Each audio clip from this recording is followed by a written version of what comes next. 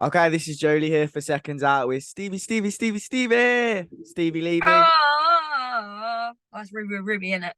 Yeah, same thing. That's what I was thinking anyway. How are you?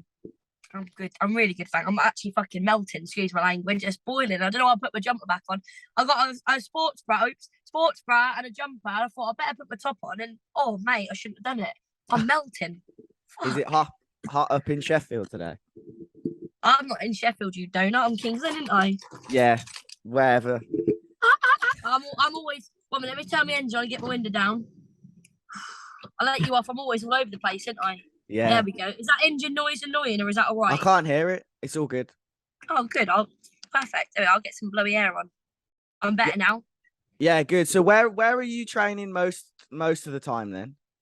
Um. Oh crap me! What was I just done? Is the screen gone dull? No, you're all good.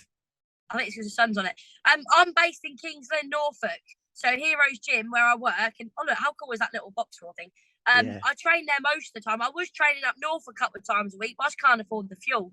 I go Okay. there when I can, but mainly Kingsland, yeah. And then Okay. obviously Doncaster, Sheffield, Barnsley, fucking Barnsley. When I go stay at Loz's, I've been Yeah. training a little bit in Lincoln as well to get around. Yeah, you've got a date in October for people who don't know GBM Sports. What's the date and how excited are you for that, Stevie? Yeah, 28th of October, so it's 6 weeks on Friday at Doncaster Dome on a GBM GBM Sports show. I'm mega excited, mate. Honestly, Izzy, GBM, it's such a good production. It was such a good show last time. Like, it really is fucking quality show to be on. I got an 8 rounder. I'm very, very excited. I mean, I did have some other fight news a little while back and then got let down. I was a little bit down, but I thought, you know what? Everything was for a reason. I've got this to look forward to. I'm so happy to be back on a GBM show. And it's a different venue, not been there before. So I'm excited to try a new venue. David, my manager, David, he fought there like, I don't know how many years ago, like 10 years ago or something like that. So it'd be nice to go back to his little roots.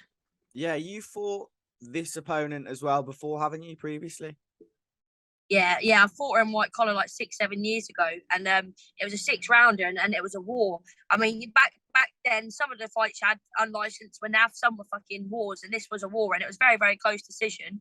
And I've heard her speak about me a little bit here and there since last year or two, and I don't get involved in back and forths or arguments. I try and keep myself to myself. I know the time will come when I do, but I've heard a few little bits and bobs said, so I feel like she wants to fight as much as I do. I know she'll come to win, which is just, and I want to be an entertaining fight, so I don't want to jump back in the deep end too soon either. So I think it's perfect, really. 8 rounder against someone who's game, coming to win. I'm so excited, to be honest. I've got to be, sometimes when you're like 8 weeks out from a fight, you might think, but I know I've got to be on it every day. It's got to count. So, yeah, I'm really motivated and enjoying training. I'm not enjoying dieting, never do, but it's got to be done. You've got the tattoo war on you this time, so Well, it ready. says raw right now because it's back to front, but it is actually say raw. I forget that's there half the time, and then I'm like, oh fuck. No, we spoke about this in the last one, and it doesn't flip over on Zoom, so it will say war. It'll say raw. When you look at it, it says raw. But I feel sorry for the old lady. When I go through and old people look at me, I want to say, I'm not a yobbo, I'm a good person. It was a dare. Talk to us about that diet in the hard part of the sport, because there's the side that a lot of people don't see. Everyone sees the ring walk and the knockouts and the fight week press conferences, all the media, the cameras, but there's obviously a lot of tough times as well. I think the dieting is the hardest part, 100%. 100%. It just, you can't.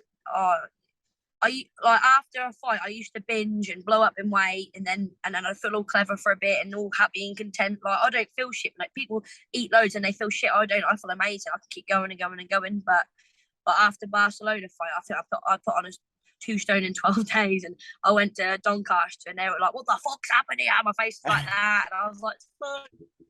But each time it's harder to get it off. You think it'd get easier, but it gets harder. So I've managed to, keep it realistic after the last fight.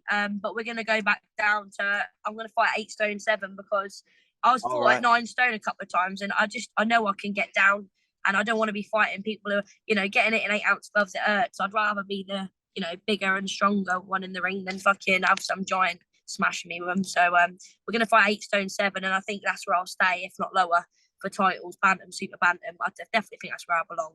It's just I've just got to get it right. I can't wait till last minute and crash and get the weight off. I've done that before, and I paid for it, I suffered for it.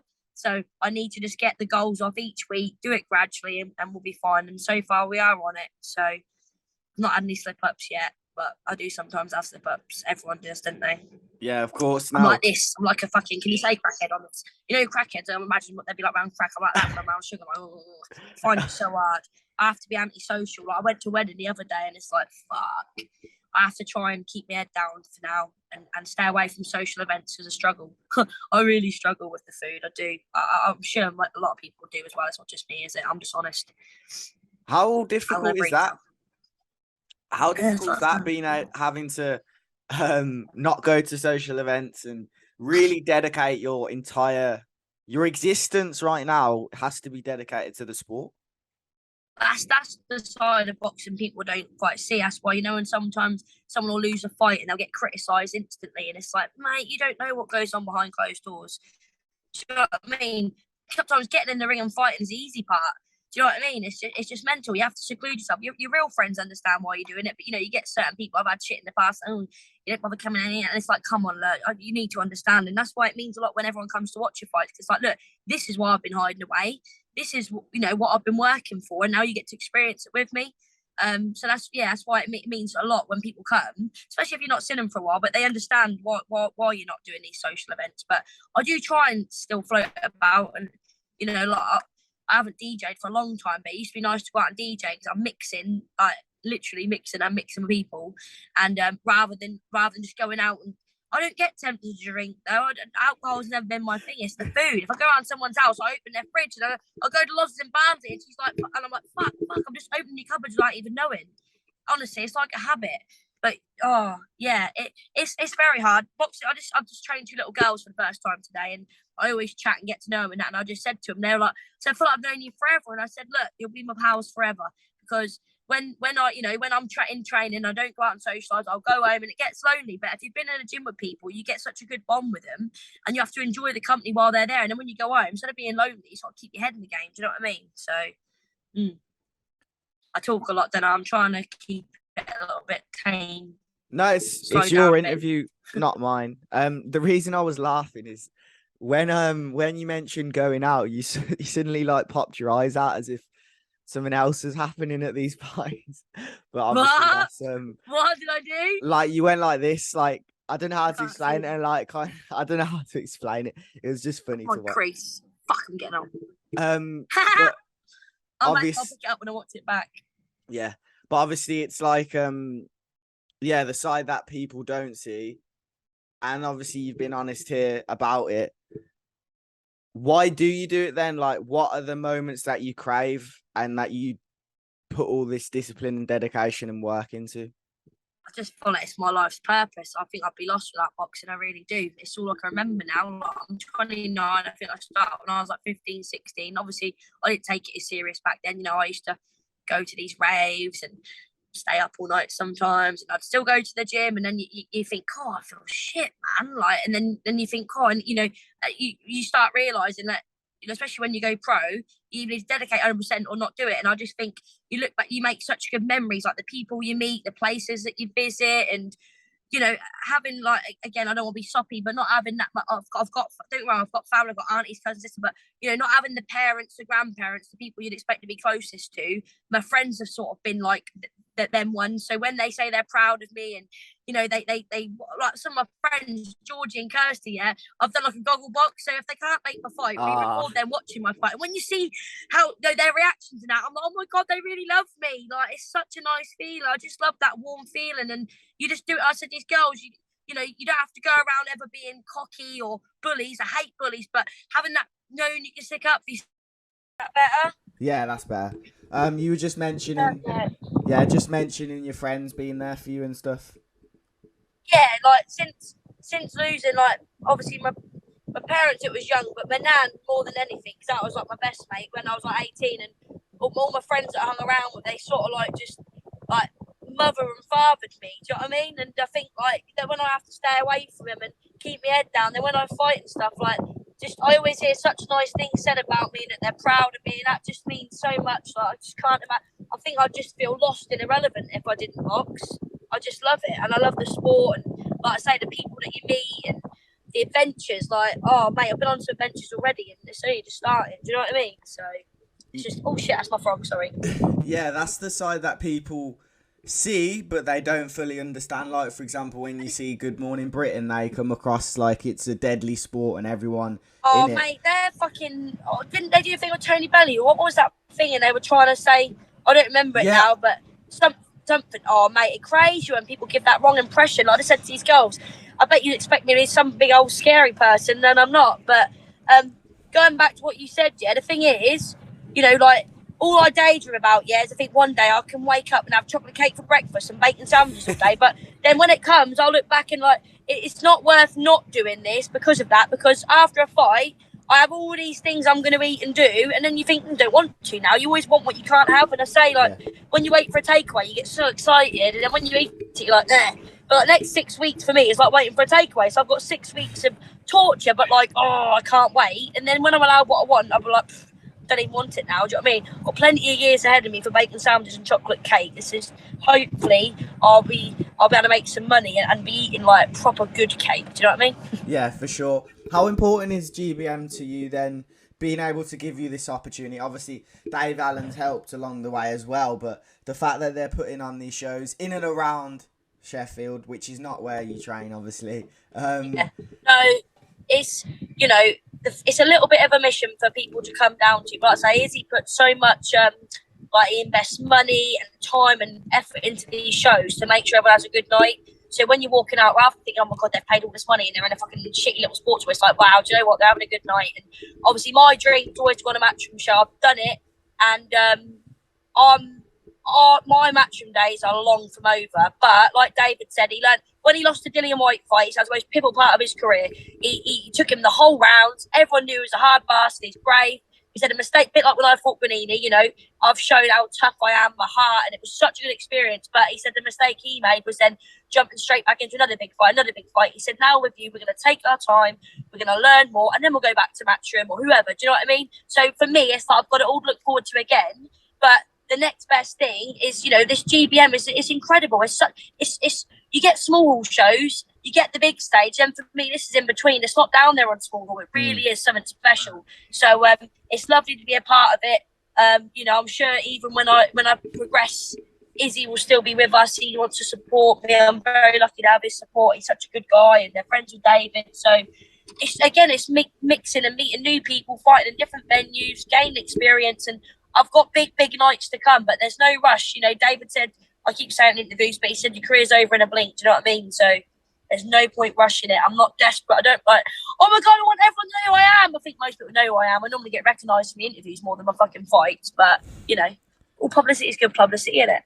Yeah, for sure. No, it was good to speak to you, get a different side to you as well this time. We'll obviously catch up before late October. Are you going to have any Halloween parties planned for after your fight? Fuck. You know what? Yeah, normally when I take my little boy trick-or-treating, I'm on a fucking diet. This time, mate, I can eat all the sweets now. I'm just trying to think. I'm taking my little boy away we haven't been abroad Spain for a week. It was going to be in the holidays, but now, obviously, I'm fighting. I've got to put it back. So I've got to deal with the shit from the school. But so we're going away for a week, but just me and him. We're going to take our scooters on the aeroplane. We're going to get to Spain. We're going to ride our scooters around Spain. Fuck paying for taxis. We're going to have a little adventure, just me and him. I'll try and keep my food tame because I don't want to blow up and weight. I want to keep around. You know, I want to fight for titles next. After this 8 round, I beat her. And then there's titles, so I'm going to keep on it. But I shall have the odd chocolate eyeball on Halloween. I won't say no. I'd love to know what I really want to do. I'm going to be honest. I want to go to a rave. I love raves. I'm sorry, yeah, it might be illegal, but you get everyone going uptown in nightclubs and that, yeah, drinking alcohol, fighting, smashing the place up, causing drama. Or you can go in the middle of nowhere, people minding their own business, doing what they want to do. Fat music, like good music, not all that fucking shit and wet ass pussy crap they have on in nightclubs. Like proper music. Get on the decks, have a DJ, but you know, I don't know if I'll get away with it because it's an illegal rave. But we'll wait and see. I might just dress up and go undercover to a rave, and no one will know it's me. Who knows? But that is what I would love to do. Not all these. To be fair, I wouldn't even mind if I had to dress party. To be fair, but then we'll see. I'm going to be quiet in case I get myself in trouble. But nothing planned. Raves Just aren't thinking of the always cake. illegal. I'm sure you'll be able to find a good one. I do spend a lot of my time up north, but like I say, it's the fuel and stuff. So if anyone wants to sponsor me and help me with fuel, Yeah, nah, love that. I've got some sponsors, but there's always room for more, isn't there? There's always room for more. You need help, honestly, mate. When people assume you make loads of money being a pro boxer, it winds me up. I think, mate, you spend more than you earn at this stage. You know what I mean? Worth it in the long run, but people have very misperception, is that the word, of what being a pro boxer means. You train 30 hours a week, you don't get paid for that. Do you know what I mean? So, but wouldn't change my life. I love it, and it'll be worth it. It is worth it. I shouldn't say that. I'm not. Like I always say, I'm living my dream now. What I'm doing now is a dream. I'm not in an office. I've just been in a gym. I've trained other people, and I'm sat here, not in an office. Not against people who work in offices, but I've done it for 7 years. I'll be quiet. I'm getting in trouble. Have you ever talked yourself into trouble? It doesn't strike me like something you do, but. Joe, I remember when I was talking to Eddie Hearn, at the press conference off camera. I can swear on this, can't I? And we were talking about dieting and that, and I said something like, I was having a whole scoop of the cunt. He's like, scoop of the cunt, you can't say that, I'm telling you. But he was pissing himself, do you know what I mean? And I was like, it just comes out. But I think anyone who knows me, don't take long to realise that I'm not a bad or offensive person. I just swear a little bit, but I never swear at anyone. I don't mean to. And the more I tell myself before an interview, don't swear, I think it's like a nervous twitch. It comes out to me, do you know what? I'm not offending anybody. I never would. I don't have to think before I speak because I know nothing I say is going to hurt my feelings because I'm not a bad person. So, these people want to rehearse what they're going to say and not swear. Fair play to them, but I can't do that. So unless I get offered $500,000 to advertise shampoo on an advert and I can't swear, then I might rehearse it. But until then, I've just got to be myself. But like I said, I think people like me to be myself, so I don't intend on changing. That's the best way to end it. Just be yourself. I've got now of all this talking. Got a nice warm can of Coke Zero because I've got it in the fridge. Fuck's sake.